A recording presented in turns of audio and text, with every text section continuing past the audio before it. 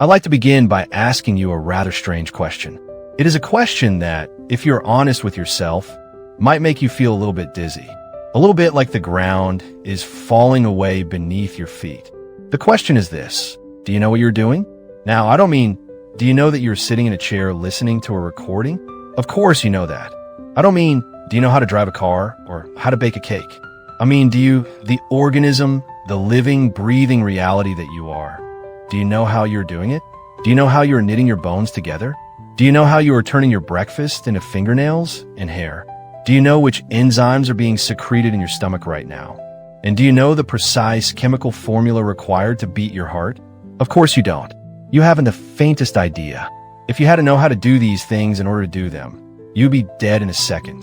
You would be so busy trying to figure out which valve to open in your heart that you would forget to breathe, and the whole show would be over. And yet, you are doing it. You are performing these miraculous, infinitely complex feats of chemistry and biology with absolute perfection, without saying a word, without thinking a thought, without having a single degree in physiology.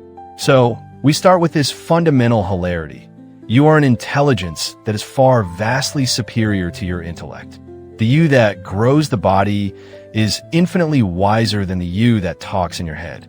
And yet, the you that talks in your head, the one we call the ego, the knower, the thinker, thinks it is in charge. It thinks it needs to know everything in order to be safe. It is like a gnat sitting on the back of an elephant, steering the elephant by shouting orders, and believing that it is actually carrying the heavy load. We're going to explore the wisdom of knowing that you do not know. And this is a very difficult thing for us to discuss, because we live in a culture that worships knowledge. We are brought up to believe that knowledge is power. We are sent to school and graded on how much we know. If you say, I don't know, you are considered stupid. You are considered a failure. We are addicted to certainty. We want to have everything pinned down. We want to label the world. We want to put a tag on every flower, every star, every emotion, and every person so that we can file them away in the library of the mind and say, there, I have understood it. I possess it. It is safe. But do you see what happens when you do that? When you label something, you turn it into a concept. You turn it into a dead thing. Take a look at a tree. Now, a botanist will look at that tree and say, yes, Quercus robur, the English oak. It belongs to the family Fagaceae. And having said that, having put the label on it, he thinks he has seen the tree. He thinks he knows the tree. But he hasn't looked at the tree at all. He has looked at his own word. He has looked at a definition in his head. He has replaced the living, shimmering, rustling reality of the tree with a dry, dusty label. He knows about the tree, but he does not know the tree. There's a world of difference. Knowing about something is like reading a menu. Knowing something is like eating the dinner. And we are a civilization that is starving to death while reading the menu because we think the words are the food. The wisdom of not knowing is the wisdom of putting down the menu. It is the wisdom of realizing that your ideas about the world are not the world. Your ideas about yourself are not yourself. The map is not the territory. And when you realize this, when you realize that you actually don't know what anything is in its essence, you feel a sudden shock. It feels like insecurity.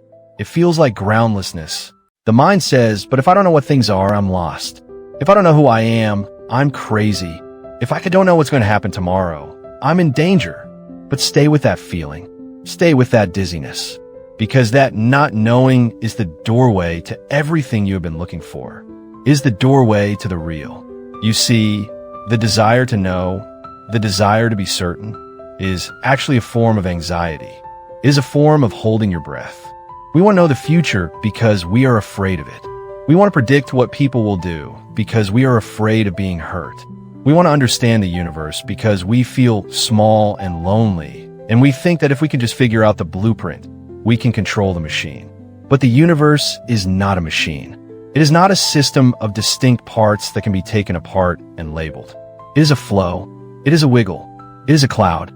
Have you ever tried to wrap a cloud in a parcel? Have you ever tried to catch the wind in a box? The moment you close the lid, the wind ceases to be wind. It becomes stagnant air. The moment you define the moment is gone.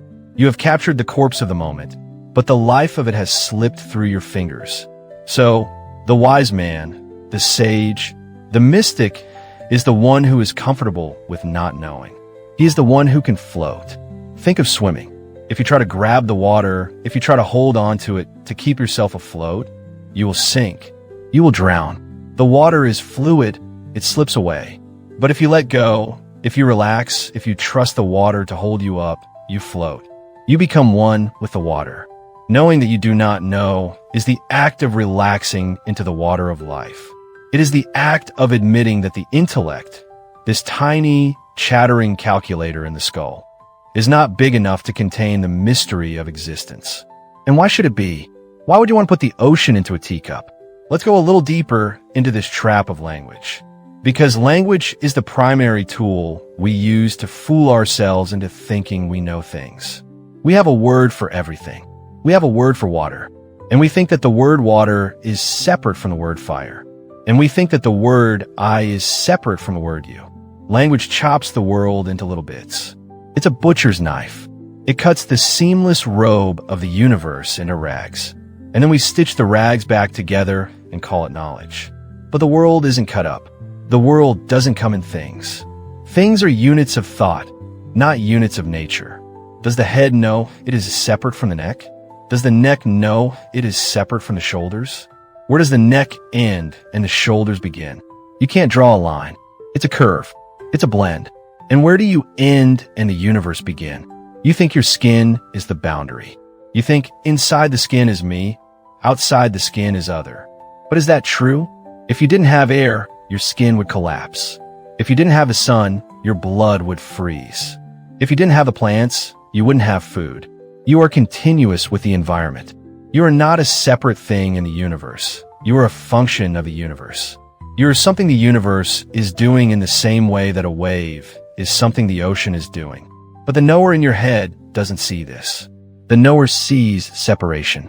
The knower says, I am here and the world is there, and I must study the world so I can conquer it. And so we have this hostility. We have this feeling of alienation.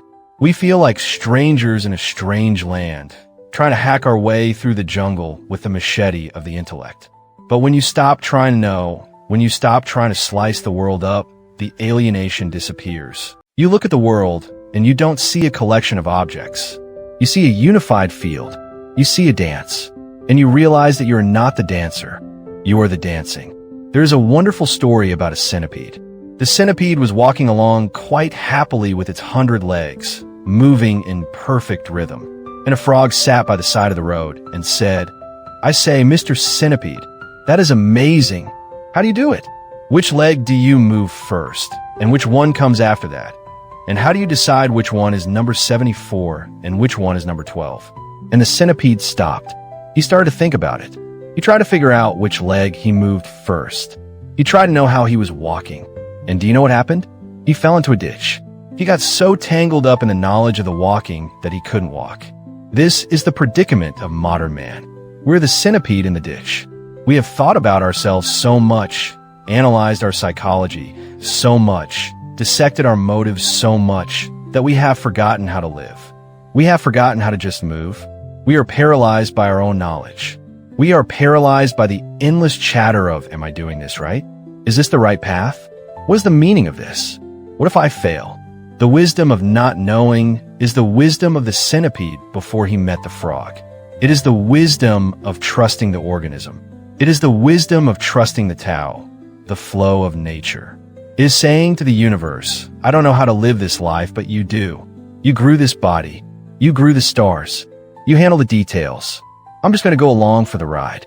Now, you might say, but Alan, that's irresponsible. That's passive. We have to make plans. We have to take charge. But who is this we that is going to take charge? This brings us to the most slippery part of the whole puzzle. Who is the knower? You feel that you are the knower. You feel that there's someone inside your head, sitting behind your eyes, who is looking at the world, who is having thoughts, who is making decisions. You feel like a little chauffeur driving the car of your body. But try to find a chauffeur. Try, right now, to catch the thinker of the thoughts. You can hear the thoughts, certainly. You can feel the sensations. But can you find the one who is feeling them? It is like trying to turn around fast enough to see the back of your own head. It is like trying to bite your own teeth. It is like a flame trying to burn itself. You cannot do it. And the reason you cannot do it is very simple. Yet it is the secret that unlocks the whole universe. You cannot make yourself an object of your own knowledge, because you are the subject. You are the light that shines, so you cannot shine the light on the light. But oh, how we try. We spend our whole lives trying to look at ourselves, trying to define ourselves, trying to control ourselves. And this creates a kind of frantic feedback loop. It is what I call the quaking mess. It is like a microphone placed too close to a speaker. You know that terrible high-pitched screeching sound? That is the sound of a system trying to listen to itself. That is the sound of the human ego. We are constantly monitoring ourselves. Am I doing well? Do I look foolish? Am I happy? I shouldn't be feeling this way. I should be feeling that way. And so we split ourselves in two. We imagine that there is an I who is the boss and a me who is the subordinate. The I tells the me to behave. I must control my temper. I must improve my mind. But who is the I that is doing the controlling? And who is the me that is being controlled? Are they two different people? Of course not. They're the same process. It is the organism talking to itself. It is a game of finger puppets played by one hand. But because we take this game seriously, because we really believe that we are this separate knower, we live in a state of perpetual tension. We are always holding on. We are always clenching the psychological muscles, trying to keep the me in line. And this brings us back to the wisdom of not knowing. When you realize that you cannot bite your own teeth, when you realize that you cannot objectively know the knower, you give up. You stop the chase. You stop the feedback loop. And when you stop trying to catch yourself, the screeching stops. The tension dissolves. You realize that there is no thinker behind the thought. There is just the thinking. There is no feeler behind the emotion. There is just the feeling. You are not a noun. You are a verb. You are a happening. And a happening doesn't need to know what it is doing in order to happen. The rain doesn't need to know how to fall. The fire doesn't need a degree in combustion physics to burn. It just burns. So, when you admit, I do not know myself, you are actually saying, I am a mystery. And a mystery is a very alive thing. A defined thing is dead, but a mystery is full of potential. Now, this is terrifying to the ego. The ego wants to be a solid thing. It wants to be a rock in a stream.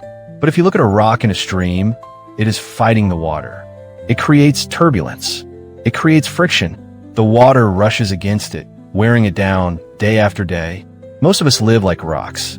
We are fighting the stream of life, trying to stay put, trying to stay me. And we suffer. We get worn down. We get tired. But the wisdom of not knowing invites you to become the water. When you are the water, you don't fight the current. You are the current. You flow around obstacles.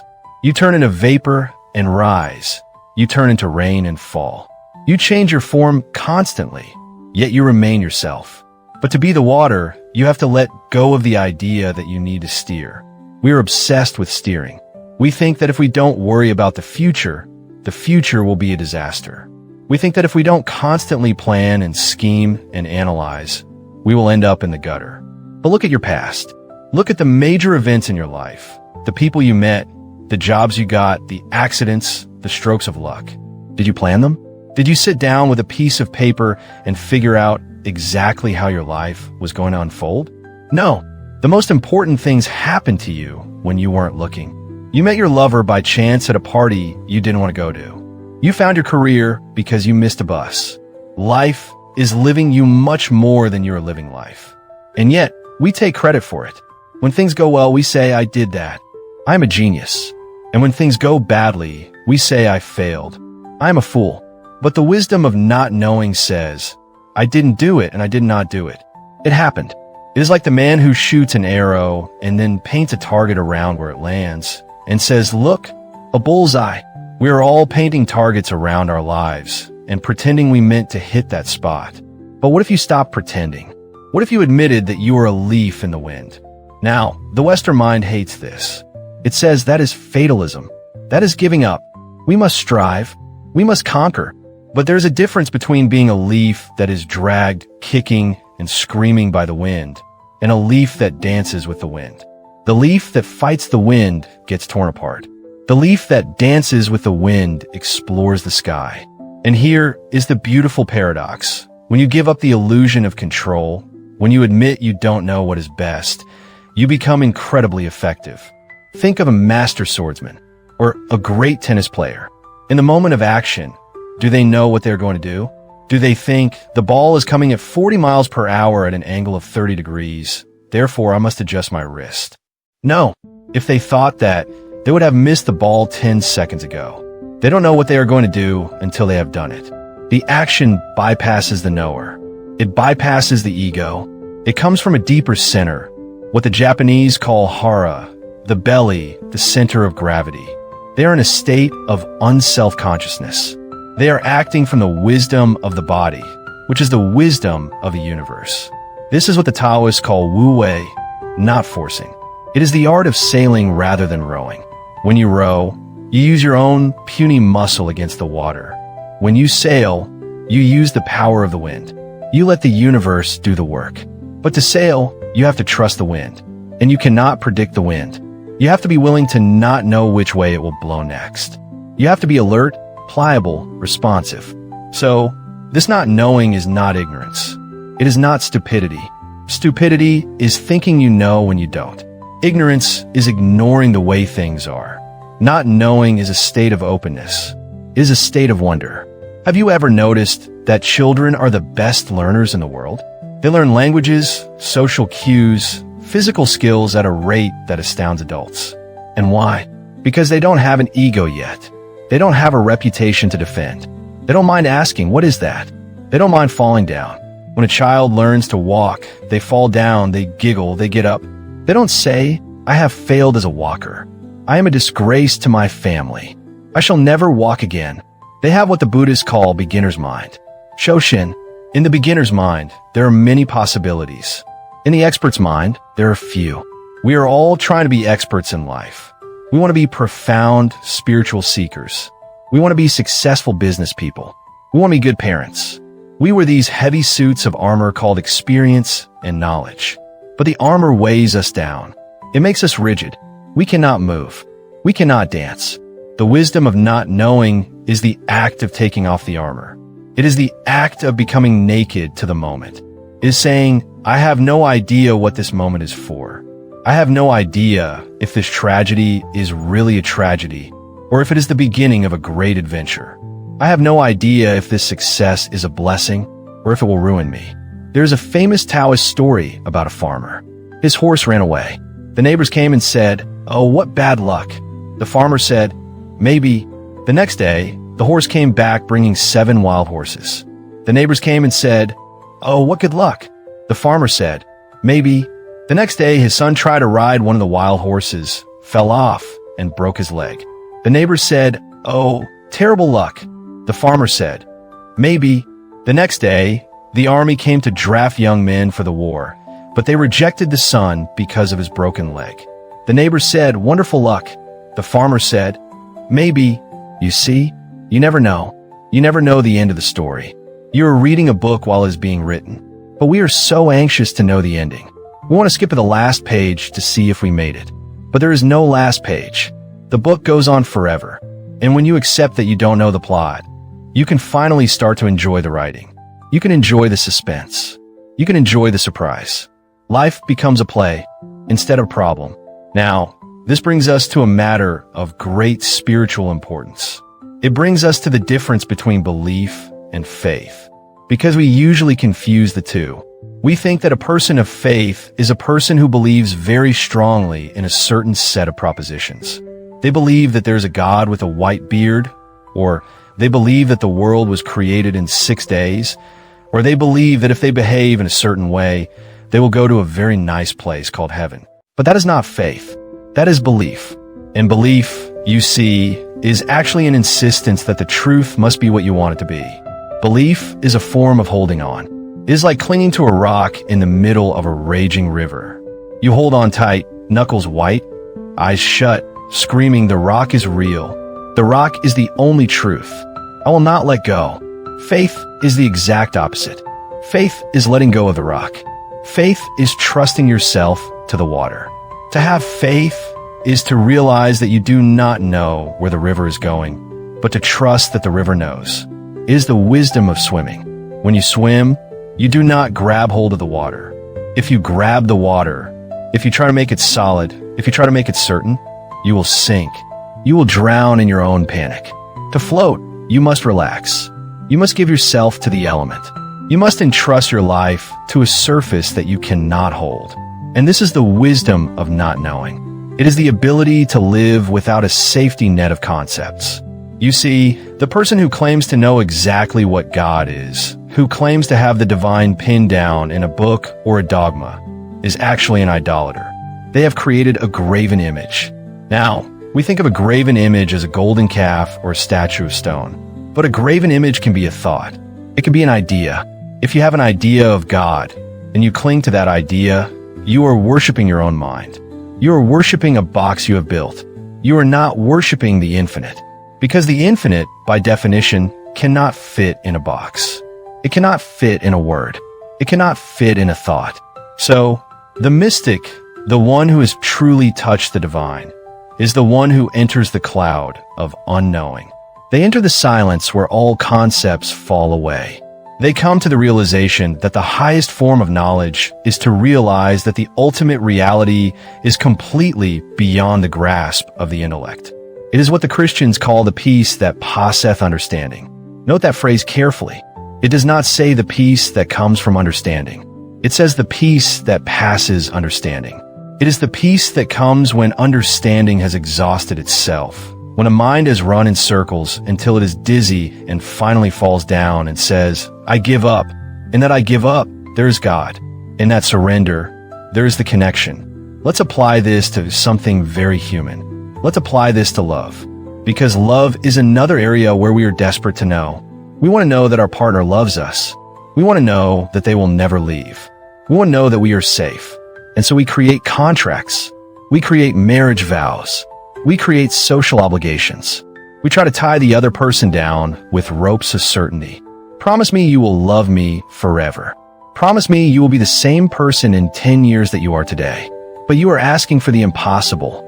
You are asking a wave to promise that it will never change its shape. And in trying to secure love and try to know it, we destroy it. Because love requires freedom. Love creates a space where the other person is a mystery to you. If you know everything about your partner, if you can predict their every move, their every sentence, their every reaction, you get bored. They become a machine. They become a piece of furniture. The spark of love is in the surprise. It is in the not knowing. It is in looking at this person across the breakfast table and realizing that despite all the years you have spent together, there's still a vast, unexplored universe. There's still a stranger in the most beautiful sense of the word, a divine stranger. To love someone is to let them be free. It is to let go of the control. It is to say, I don't know who you will become, and I don't know who I will become, but I am willing to dance with you in the open space of not knowing. That is vulnerable. That is terrifying, but it is the only way love can breathe. Now, I can hear the objection rising. The little voice in the head says, but Alan, if I admit I don't know, if I let go of control, if I float in the river, won't I just become chaos? Won't things fall apart? And here we come to the great secret of nature. Order does not come from control. Order comes from balance. Look at a forest. It looks like a mess, doesn't it? There are vines tangling everywhere, trees falling down, bushes growing over paths. It looks chaotic, but is actually a highly sophisticated order. It is an ecosystem. Every plant, every insect, every bacteria is in a perfect, dynamic balance with everything else. But it wasn't planned. There was no forest architect who drew a blueprint and said, the oak tree goes here and the fern goes there. It grew itself. It organized itself from the inside out. Now, look at a garden laid out by a human controller.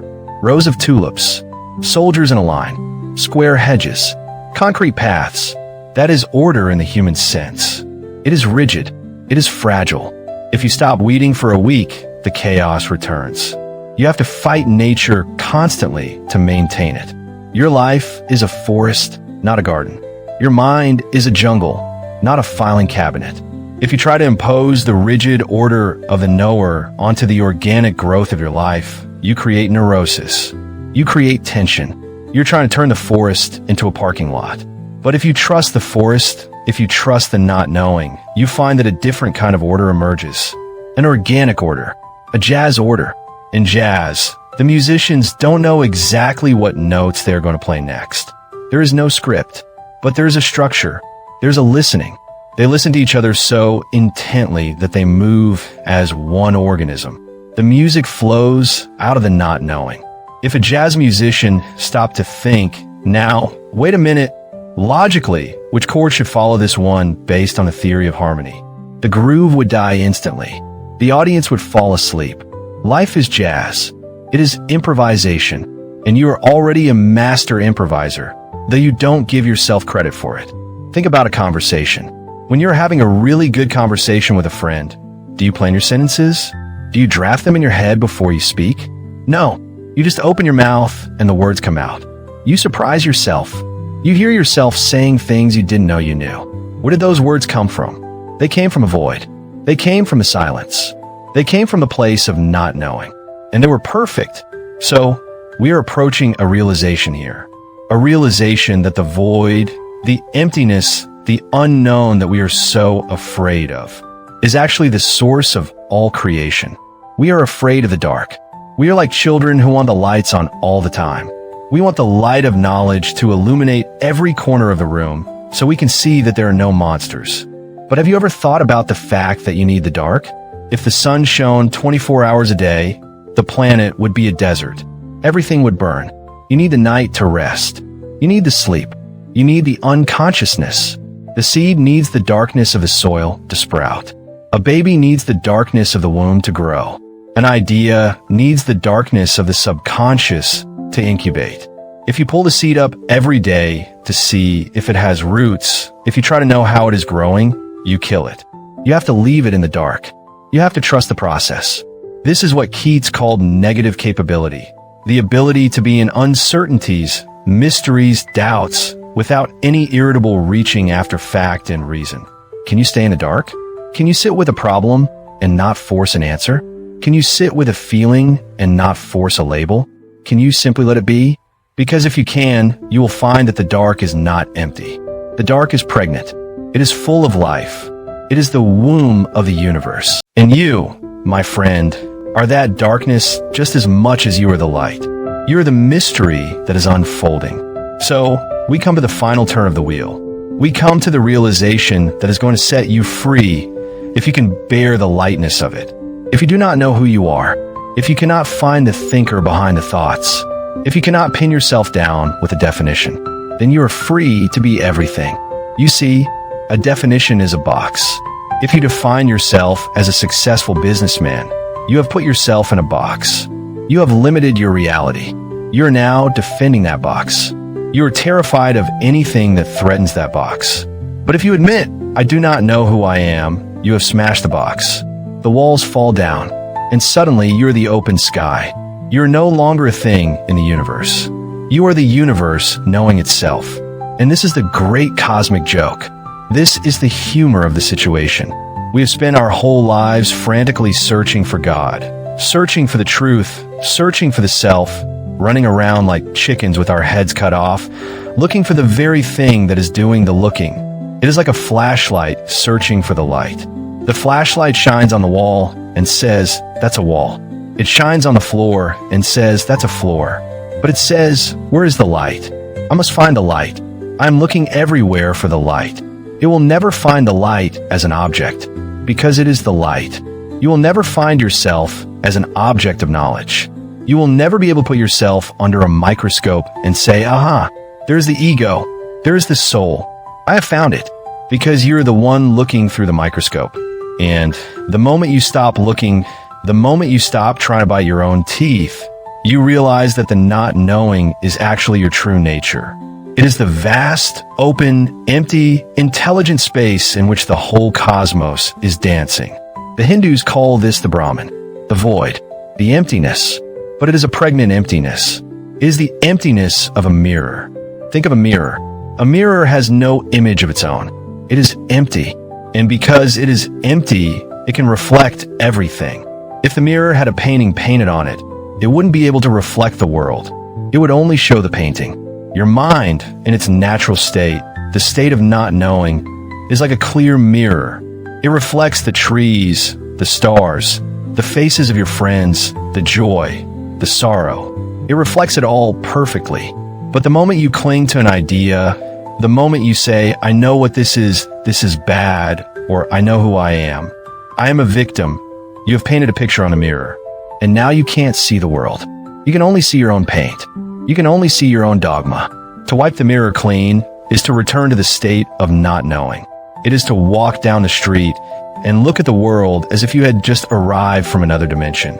You don't know what a street is. You don't know what a building is.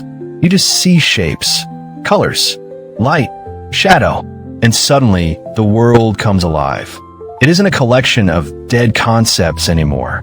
It is a vibrating, luminous miracle. You see the glory of it.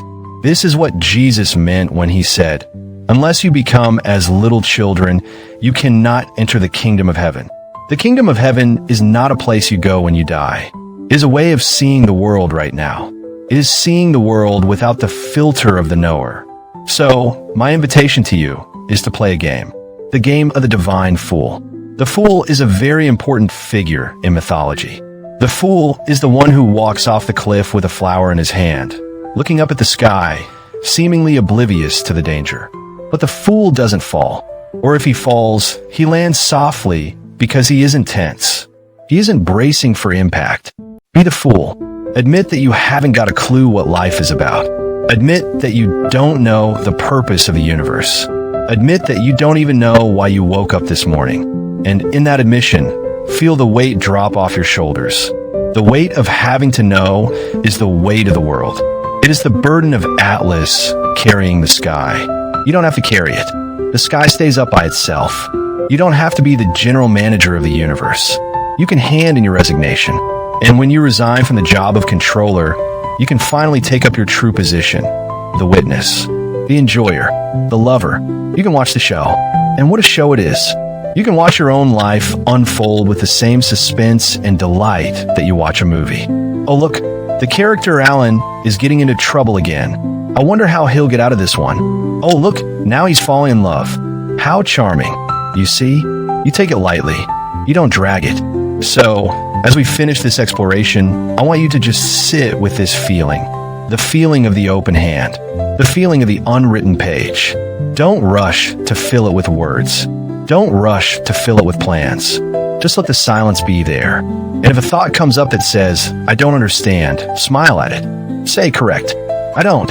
If a fear comes up that says, what will happen next, smile at it. Say, I haven't the foggiest idea. And in that I don't know, feel the presence of the infinite. Because the only thing that cannot be known is the knower. The only thing that cannot be seen is the I. The only thing that cannot be defined is God. And you are that. You are the mystery that is delighting in its own mystery. So go ahead, get lost. Get beautifully, thoroughly, gloriously lost. For it is only when you're truly lost that you are finally home.